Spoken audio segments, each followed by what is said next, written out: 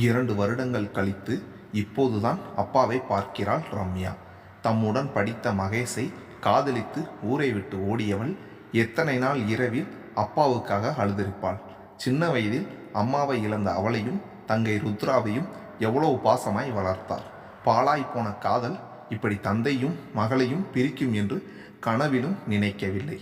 அவளுடன் படித்த சுமதிக்கு இப்போதுதான் திருமணம். லேட் மேரேஜ் தான்.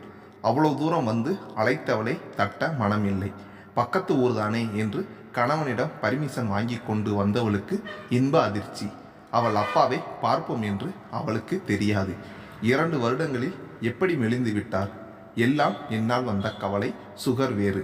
அவளையும் அறியாமல் அவள் கண்களில் கண்ணீர். மண்டபத்தில் கூட்டம் இருந்தாலும் பரவாயில்லை, அவர் காலை பிடித்து கதற வேண்டும் போலிருந்தது.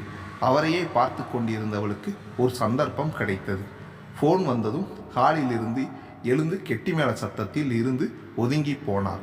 இதுதான் சமயம் என்று விடுவிடுவென ஓடிய ரம்யா சட்டென அப்பாவின் காலில் விழுந்து அழுதாள்.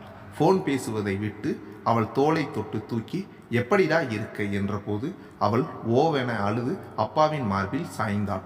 ரம்யாவை பார்க்க வேண்டும் என்று சுமதியிடம் சொல்லி திருமணத்துக்கு வரவழைத்ததே அவர்தான் என்பது ரம்யாவுக்கு தெரிய நியாயமில்லை.